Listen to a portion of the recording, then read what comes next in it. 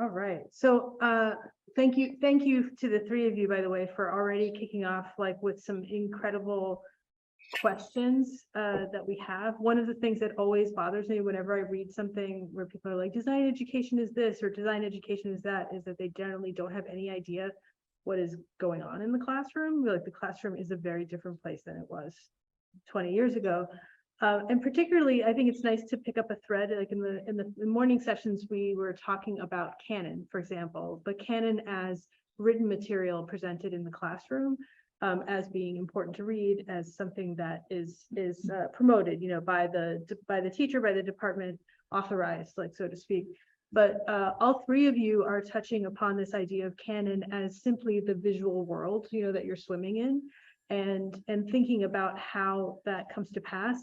And maybe I'll start also with James here.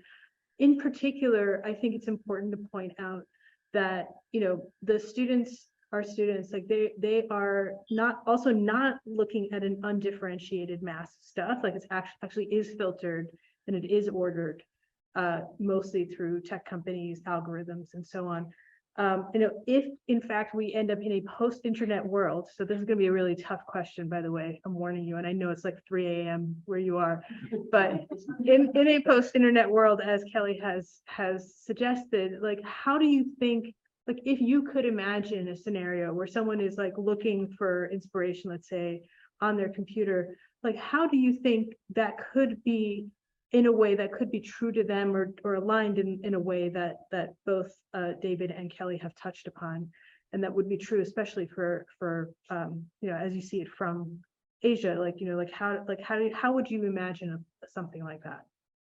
Well, I mean, there's two things that I guess I want to share. Is like, so I actually grew up in Seoul, Korea, and I went to an international school. So there is an actual and David, I really appreciate you sharing the vernacular from Nashville, because there is a vernacular that I grew up with in Seoul, and you know, I've grown to appreciate it and really like um enjoy it. But that is to say that for me too, like the internet was a huge source for gathering that visual culture for myself. And I guess the difference now from then was, you know, it was curated by other designers and professionals, but and now it's more filtered through tech company algorithms. But I don't necessarily have an answer, but one thing that this is like partly an observation and partly like an ignorant hope. One thing that I've noticed with my students is that like we don't have a lot of design history in our program. So there's kind of this opportunity to create visual culture, although filtered through the internet, which presents its own problems, to kind of um, have a blank slate in some way. It's like where there is the lack of context in some of the visual culture that they come upon through the internet. It provides an opportunity to build their own context. So there is that kind of opportunity, I guess. Although, and it still doesn't solve the problem of the fact that it's filtered. But then there's also what I've noticed in Korea. What's happening lately is that it's kind of like this. There's sort of like a growing new aesthetic, I think, that comes from an overwhelming amount of resources and an overwhelming amount of visual culture.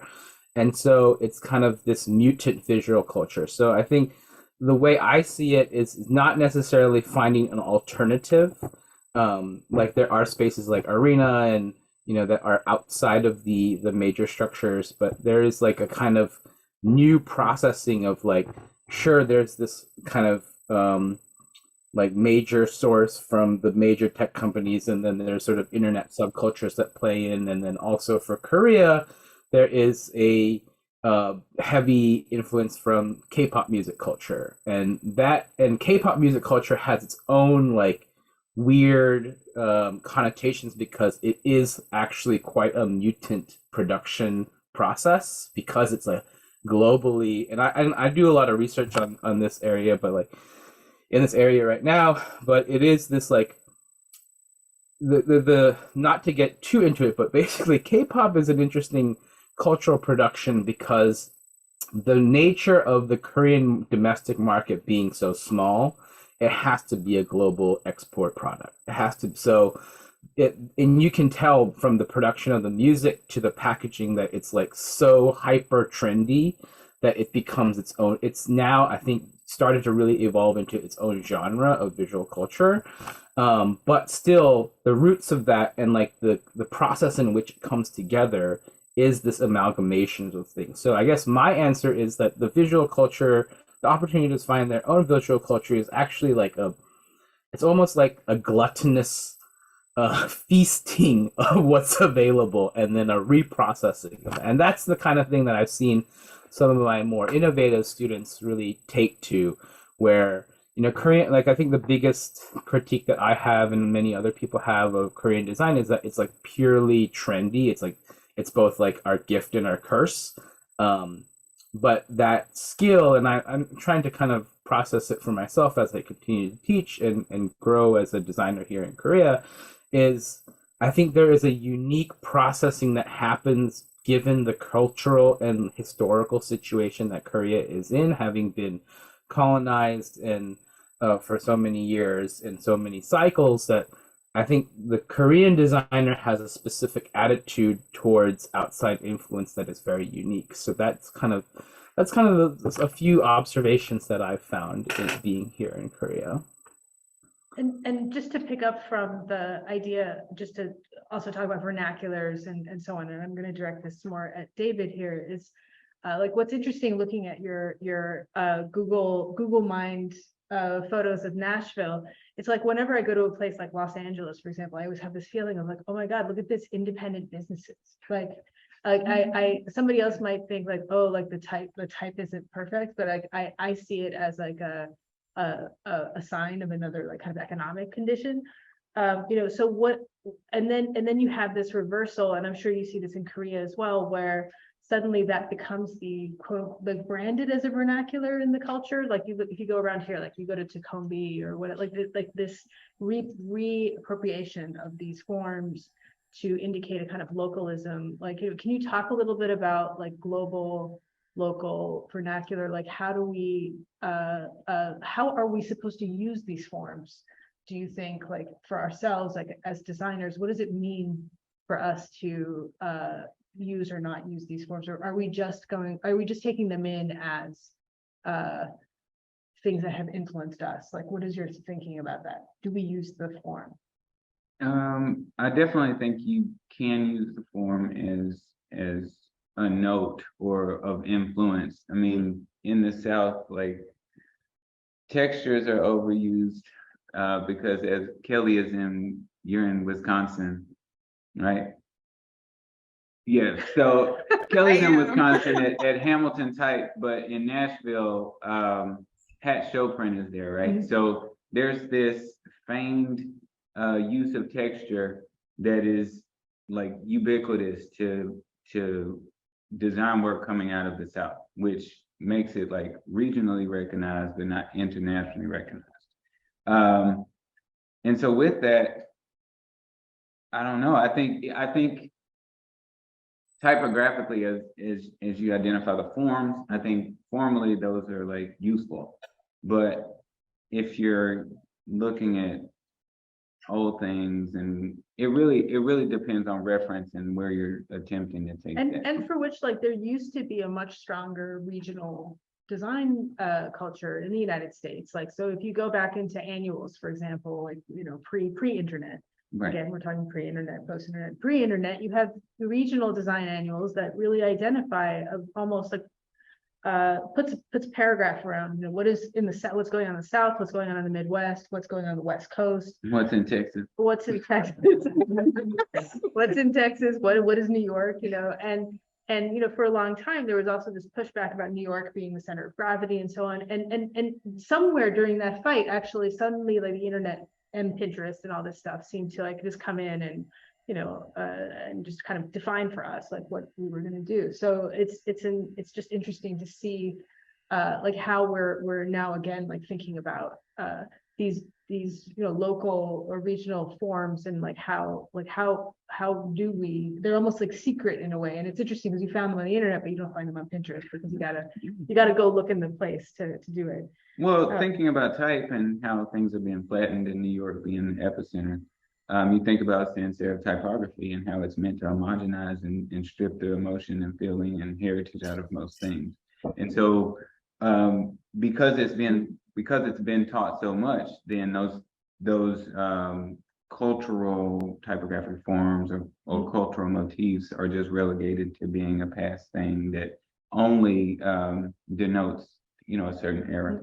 But also, as you're pointing out, and as Kelly and James are pointing out, it's not just being taught that, you're also seeing it everywhere. And you're seeing, you know, you look at Facebook, you look at Instagram, you look at everything, and that's what you see as being the appropriate, neutral, corporate type that is going to be found. So to which I also want to, and while we're on the topic of the world that we're looking at and how we're looking at it, one of the things that Kelly brought up is about how video-based and also sound-based, you know, that everything is moving in this direction. And people used to say to me, aren't you anxious that students are so involved with their phones? You know, they don't read anymore. And say, well, you know, actually they're reading on their phones, so I guess it's going to be okay.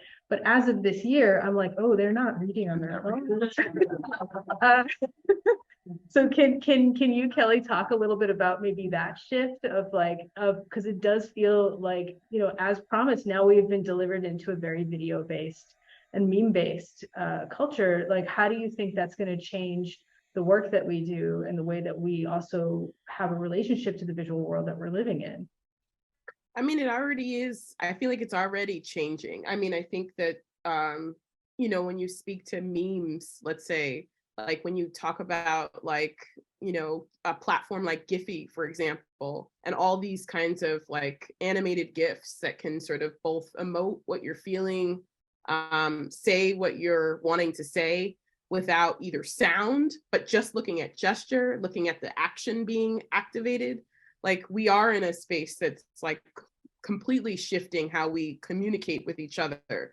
And I think when we are working with students, like it shows up in the design work that they're producing, right? I think that I've already seen that kind of major shift in the last, like, you know, several years where, you know, oh, I want to build a project that, you know, communicates using videos or communicates using some kind of looping artifact, right? Like whether that's on TikTok, whether that's on Instagram, any of our social platforms, like you can see where that has kind of altered the engagement. At the same time, I still feel like, you know, I still feel like there's a hunger for like I in my mind print-based forms. And I say that because I feel like because so much is so digital all the time, I think when there is exposure to a physical book, or there is like, we bring them to a special collections or something, or even when I brought in, like last year, I was working with, you know, sophomore students, and I brought in like a whole bunch of books. It was like cumbersome to like lug all the books into the room, but then you like spread them out on the table. And I think what I was really fascinated by was like the picking up, very quickly picking up, right? Touching, photographing it again, right? So there's also another kind of layer of like engagement where you're touching it, they're photographing it, they have it, it's an artifact. So that transition is definitely different. It's not, I'm picking it up, I'm writing a note about what I found or the details about the thing, I'm photographing it, and then that photograph is something that I can look at later.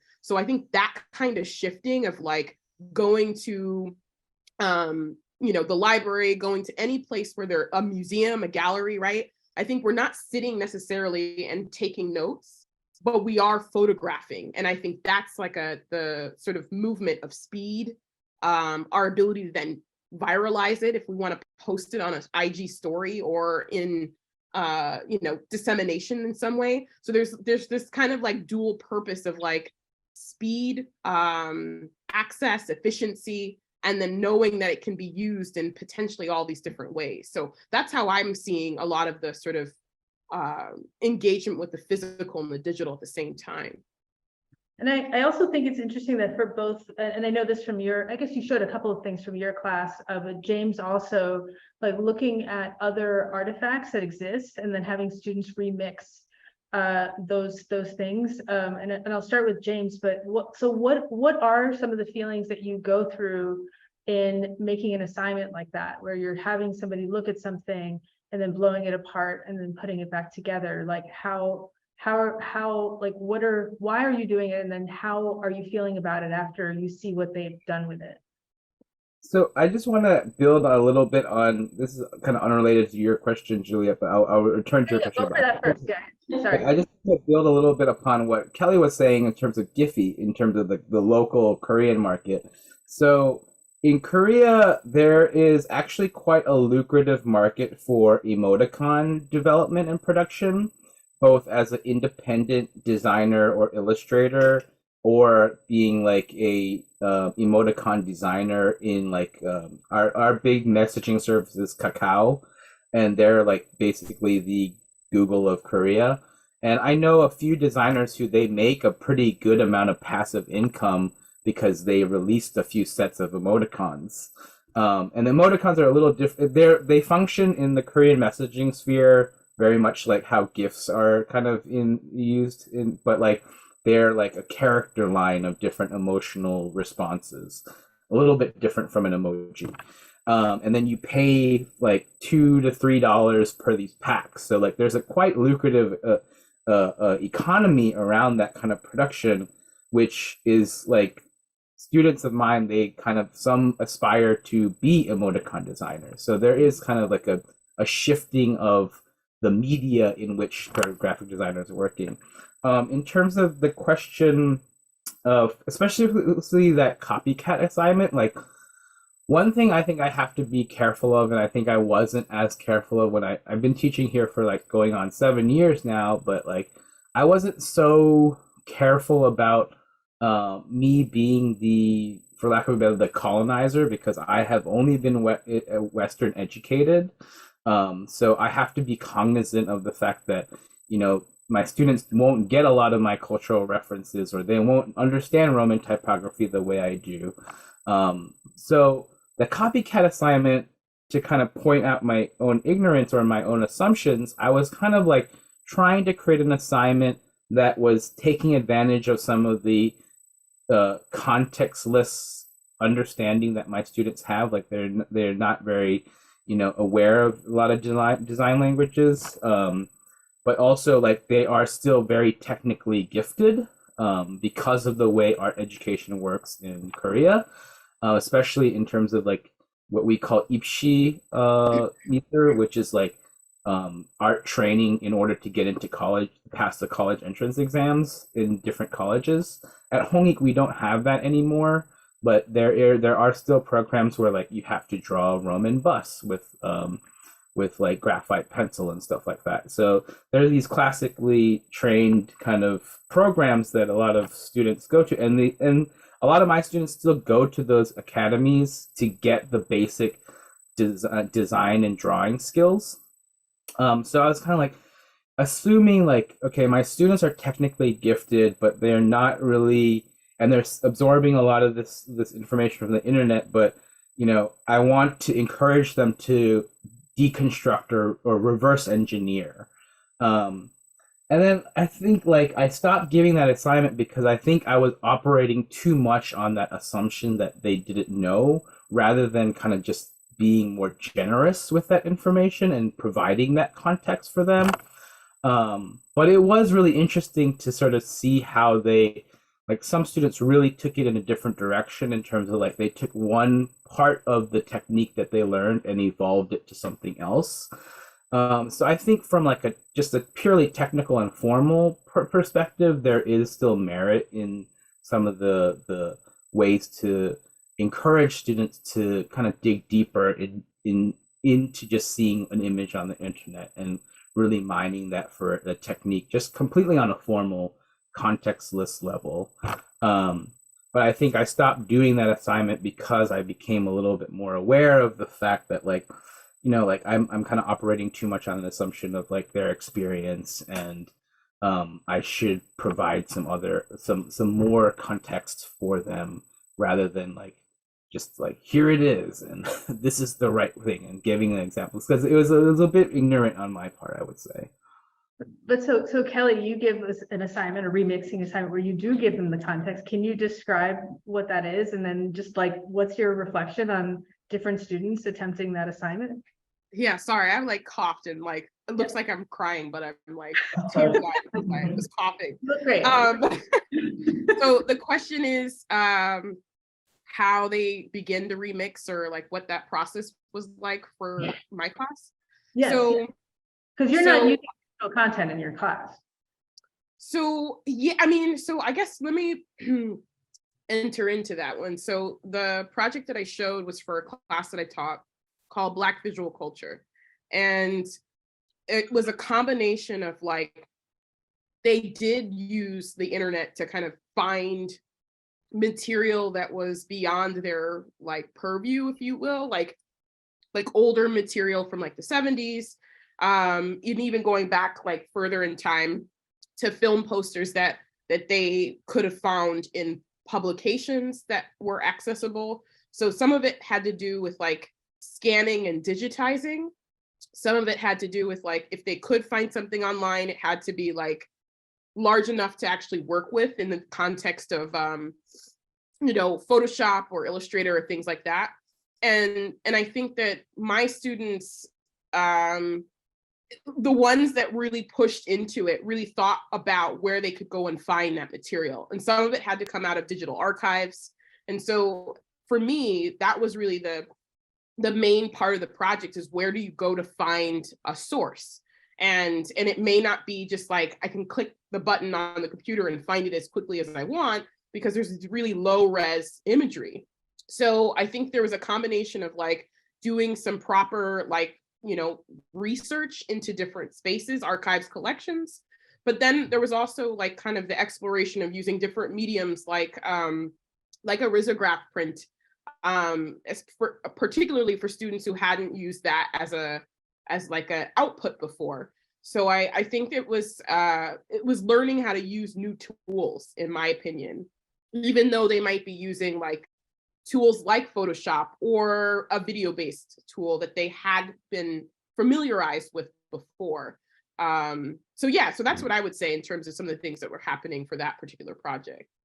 But you're not asking them to go find a picture of like a puppy, like it's no. You're having no, them I mean, I their feel own like identity through what they do with it. No, I mean, I feel like every project for me has to have like multiple levels of depth. I think there's looking for a picture or imagery or an artifact. That's like maybe one level of it. But why? What are the social or historical implications of going to find that artifact? What else could be learned in the process of doing so? And I think with that particular class I think it was like fall 2019 when I taught it, that class in particular, the makeup, that was a class that was all students of color. So there was something really interesting, and this is at Parsons, like it was interesting who chose to take the class. It was interesting to see who wanted to engage with these, various themes or topics, for example. And also like there were inner sort of like, I would say we had inner conversations about race, because you did have Black students, but you had Black students that were European, or Black students who grew up in the South, or Black students who, were of African descent. And it was like a very broad conversation about, oh, I've never seen this image of XYZ before. So, from that standpoint, there were like sourcing images of what you think is a race, even inside your own race, and dealing with the tensions of the internet in that way, or the video content in that way. I think I was really excited about what that created in terms of the dialogue. Or even just conversations. We had some students that were, of a Latinx descent. There were tensions about like one image we saw of a character from Family, like was it I forgot Sofia Vergara's character and like the way that she's presented in Modern Family, there were tensions with people who were like, oh, I like her. Oh, I don't like her. This is why. And so like, for me, if the projects and the content can elicit these sort of dialogues, I think that's the beauty, I would say, of like the internet being able to like a space to start, but also a space to question at the same time. Great.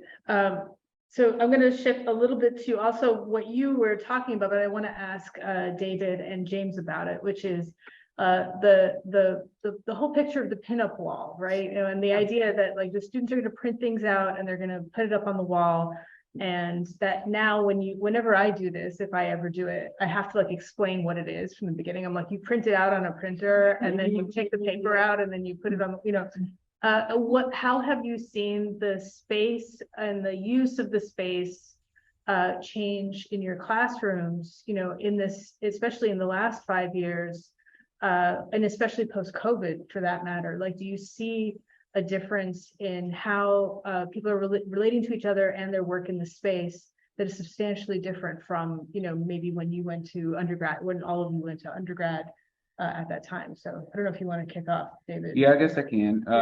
I mean, the pinup. Yeah, what's a pinup? The pinup model is beautiful to me. Like I use it as an opportunity to run either like spoken critiques or silent critiques, right? So yeah, you have to interact with the pinups, whether it's yours or whether it's a cohort's, and in that way, it then becomes a different vernacular. You actually see design being designed based on people interacting with Post-it notes and writing on surfaces. And so in that way, it changes the perception of the print, but it also makes the print not as precious, right? So that it's a different dialogue now that you're investigating space, in addition to your two-dimensional object that you put on the wall. For me, I think I did a pinup recently, just like this past week, and I did it also in the beginning of the semester, and I noticed it's post-COVID, it's very drastically different, the reaction, because I have students who have spent their first 2 years in the program completely online. So their version of collaborating and communicating is very different. I'll share that observation. One kind of local context I think that I could provide too about Korean, how I use it's kind of nefarious and kind of evil, but I do also use the pinup as a moment because the culture here is very comparative, a moment to, in a negative way, kind of feel pressure from other students, like, oh, like they're interpreting it this way and bringing their work to this level, and like I'm kind of stuck here. So there is that kind of comparative model. You see all the work against the wall, and so there is that pressure that the pinup does bring, and I kind of want to bring that up because I think there is a dark side to the pinup, which I think that as educators we can kind of use for more positive results. But I noticed that actually is more true because in my context, because of the way the culture is very comparative. Students are always kind of measuring themselves up against each other, and there's a competitive vibe in my classrooms. But also, like, this is just something that I've struggled from day one teaching in Korea, is just how to open up communication lines between students. It's very, I still haven't really able to crack it. I'm getting better in certain contexts, like my editorial design classes. I think I've been better at like getting group discussions going and feedback within like critiques that are not driven by me. So also the other one thing about the classroom that I experience in Korea is that it is very instructor professor dependent. We have this term called compum, which comes from the English word confirm, and so students will come up to me in class, or sometimes I will like begrudgingly use the say in the beginning of the class, like, okay, we're gonna have one-on-one meetings and you can get compum from me, or they'll ask for that. What I did notice returning to in-person this year, students have started to use that word less. They've started to use the word feedback more. So just kind of like linguistically, it is improving, but it is still kind of like, please, professor, tell me what I'm doing right and wrong, rather than like there is a growing, I think my students are getting better as the years go by in terms of getting feedback from each other, and I'm trying to foster that. But like, yeah, I mean, in the pinup, like it was kind of great to see the examples in Kelly's presentation, just like the post-it, like I've tried that, and it doesn't really push the surface really here, or it might have just been those few classes, but I think, introducing techniques like the silent critique with a pinup, I think, are also really, really, really helpful and relevant practices. So. I do want to respond to that, in that I had a meltdown a few years ago because the student came up to me with a piece of work and said, "Is this okay?" And I had like a complete, like, I have to get out of this business, like at that moment. So I totally understand the feeling. One thing I do want to just kind of interject with is Eugene Park here at Parsons has been really good about figuring some of this stuff out. And so following from her, I've started having my students critique each other in writing in paper docs, and then to grade their critique rather than grading the work that they've turned in for that week. And it's been really helpful because it helps them to also practice observation and extension, which is, I have a whole rubric for like how I want them to do that. And it's a universal problem, I think, in general. Like, I don't know if it's just necessarily a cultural one or not, but it's the idea of because we're taught, or we're told, or I was taught, I should say, I should make this personal, that I should decenter myself as a professor. I should be the master in the room with the robe on and the crown and whatever. But then you're surrounded by 16 people who are like, come on, man, like, you're not performing the role that I came here for. So how do you turn that around when your participants themselves are not particularly excited about walking into a classroom and having a teacher say, like, I don't want to be the center.